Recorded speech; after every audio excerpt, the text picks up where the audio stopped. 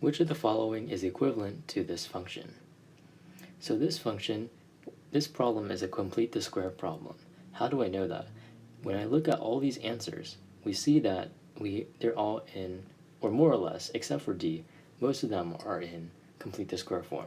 So it's at least worth an effort to try to look for the complete the square format of this problem.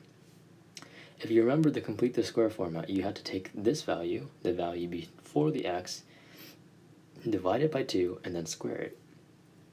So we're going to do -6 divided by 2 is equal to -3. We square that, we get 9.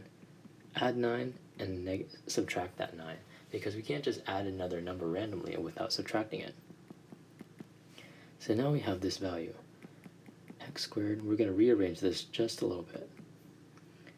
Plus 9 plus 7 minus 9. So now we can see that we can group this into an x minus 3 all squared form. And on this side, we can get -2. So therefore, our problem answer is C.